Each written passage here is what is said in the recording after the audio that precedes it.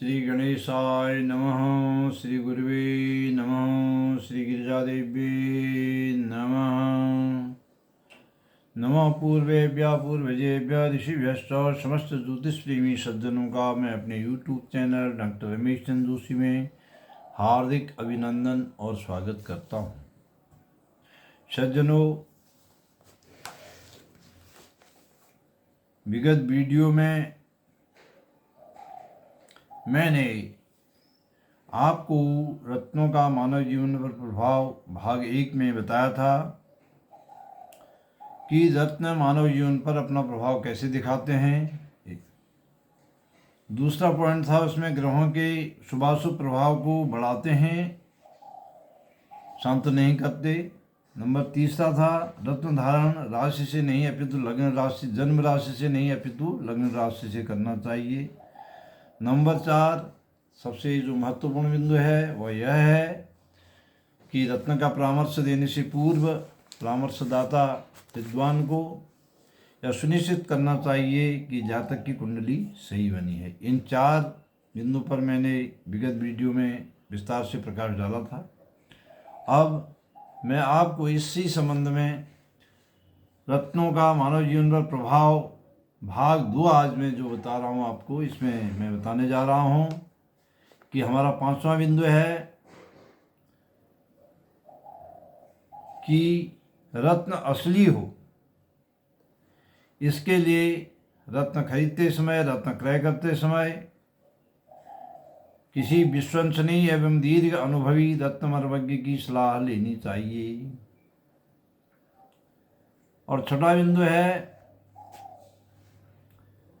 कि रत्न जो है वो खंडित नहीं होना चाहिए, टूटा हुआ नहीं होना चाहिए, अथवा उसमें टूटे हुए का कोई निशान और खरोंच नहीं होनी चाहिए। खंडित रत्न नहीं होना चाहिए। और रत्न धारण करने से पूर्व संबंधित ग्रह के मंत्र से जाप एवं जागृत करके और प्राण प्रतिष्ठित करके रत्नों को अगर धारण किया जाता है तो उससे अप्रत्याशित लाभ होता है। कम से कम संबंधित ग्रह की 1 माला जाप अवश्य करवा लेना चाहिए और किसी सुयोग्य विद्वान ब्राह्मण के द्वारा रत्न की प्रतिष्ठा करवा लेनी चाहिए। और रत्न धारण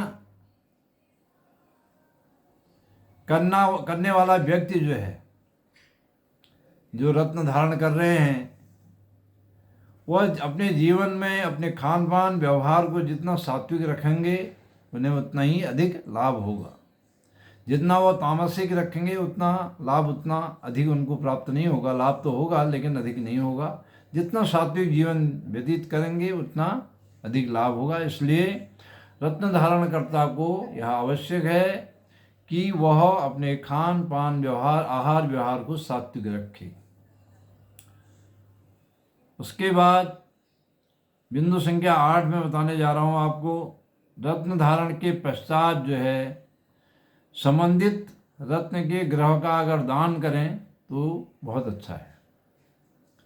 जैसे आप नीलम धारण कर रहे हैं तो शनि ग्रह का दान कर दें, ये लाभदायक है, क्योंकि दान करने से ग्रह प्रसन्न होते हैं तो उनका अधिक लाभ आपको मिलना स्वाभाविक है। 9वां बिंदु है कि कुंडली में जो ग्रह अशुभ फलदायक हैं, जो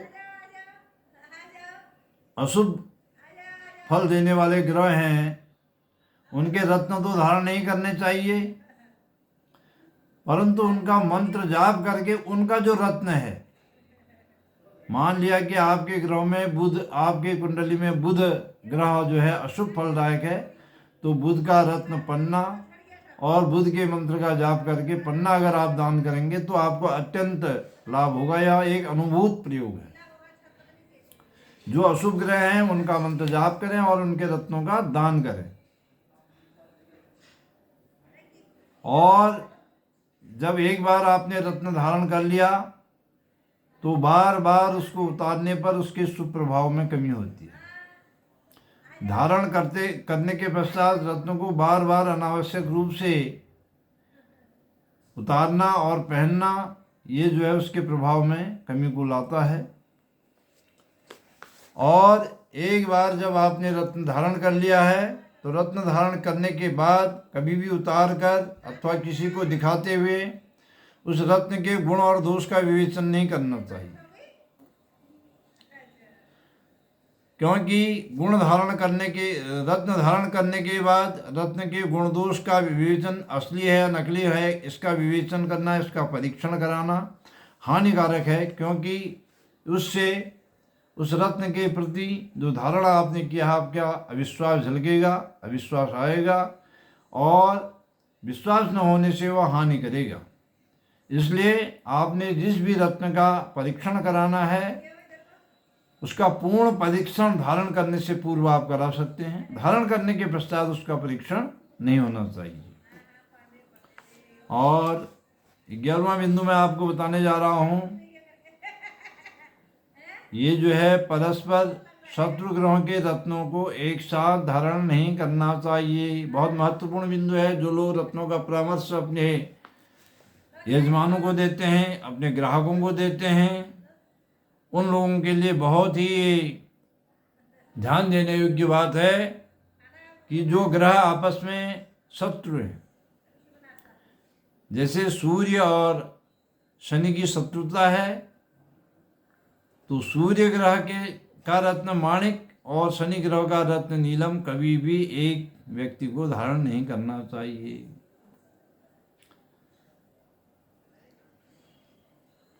और 12वां बिंदु है, कुछ लोग रत्नों का जो भार है, वजन है, कितने रत्ती का होना चाहिए, कितने रत्ती का नहीं होना चाहिए, ये किताबों में अखबारों में पढ़कर निश्चित करने पर ऐसा नहीं। रत्नों का वजन निर्धारण पुस्तकों में पढ़कर नहीं करना चाहिए, अपितु गुणवत्ता के आधार पर वह रत्न कितना शुद्ध है उसकी गुणवत्ता के आधार पर और धारणकर्ता की आयु, उसका वजन, उसकी स्थिति, उसकी मानसिक स्थिति के आधार पर होना चाहिए। ये मैंने रत्नों के वजन के बारे में आपको बताया। और नंबर 13, समाचार पत्रों, विज्ञापनों, पुस्तकों एवं कंप्यूटर सॉफ्टवेयर में देखकर अपनी राशि के समूह लिखे रत्न बिना ज्योतिर्विद, योग्य ज्योतिर्विद, विशेषज्ञ ज्योतिर्विद की सलाह लेकर ही धारण करने चाहिए।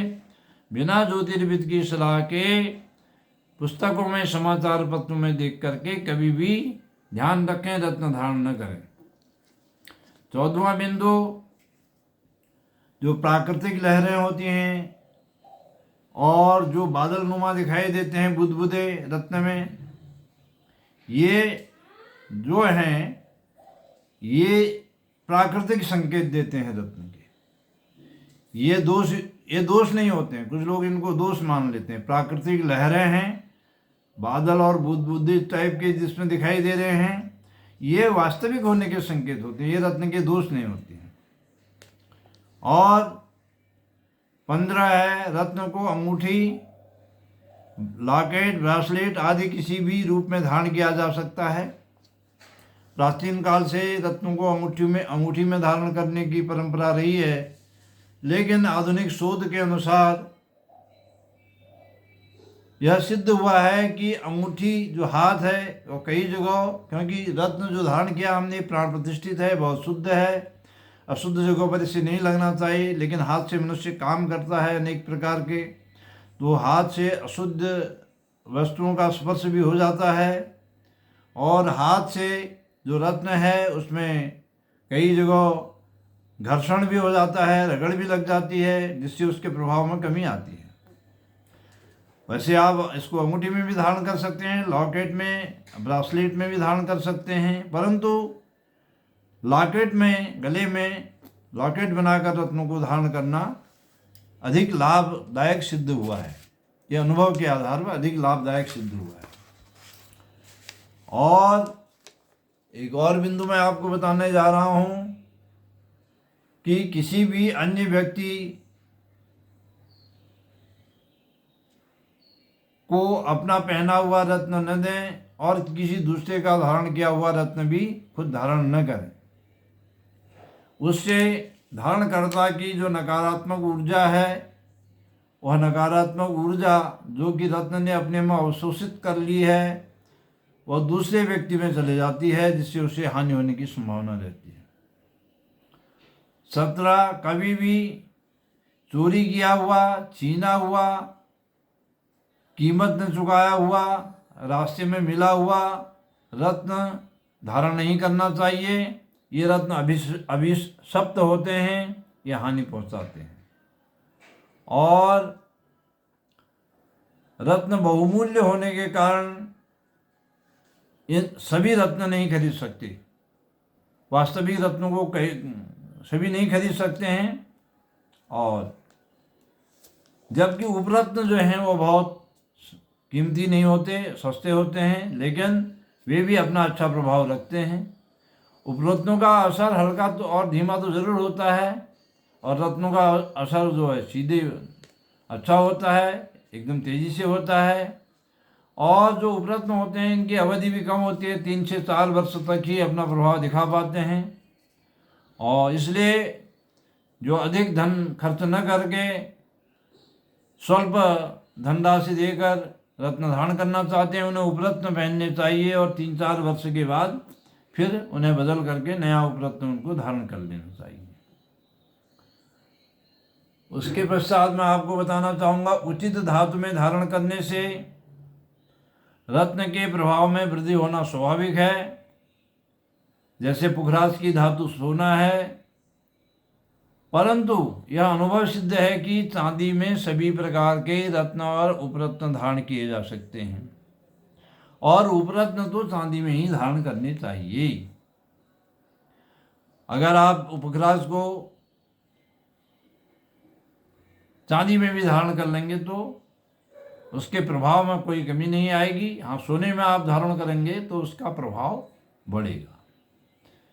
नंबर 20, लाभ एवं प्रयोजन सिद्धि के लिए, आपको पूर्ण लाभ प्राप्त करने के लिए रत्नों में, धर्म में, नवग्रहों में पूर्ण आस्था एवं पूर्ण विश्वास होना आवश्यक है।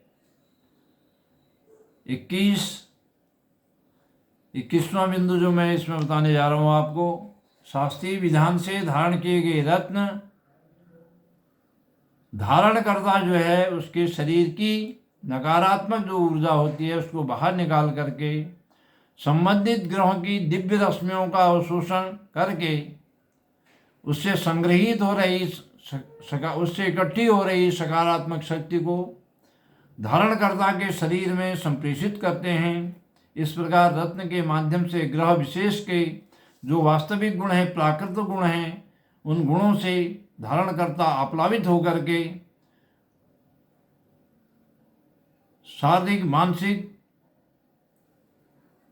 दोनों प्रकार का लाभ प्राप्त करता है। इस प्रकार मैंने आपको रत्नों के संबंध में कुछ महत्वपूर्ण बिंदु बताए। अब आने वाले वीडियो में मैं इससे भी और चमत्कारिक बिंदुओं को आपके सामने रखूंगा जो रत्नों से संबंधित हैं, जिससे रत्नों पर उठने वाली सभी शंकाओं का आपका समाधान भी हो जाएगा। यदि मेरा वीडियो आपको अच्छा लगे तो आप इसे शेयर कीजिए, सब्सक्राइब कीजिए, अपने इष्ट मित्रों को भेजिए और इसका लाभ उठाइए। आपकी मंगलमय जीवन की शुभांशा के साथ श्री गिरिजा माता के पद्मक ज्योति का ध्यान करते हुए मैं अपनी वाणी को यहीं पर विराम देता हूँ। बोलो गिरिजा माता की जय। हरि ओम तत्सत।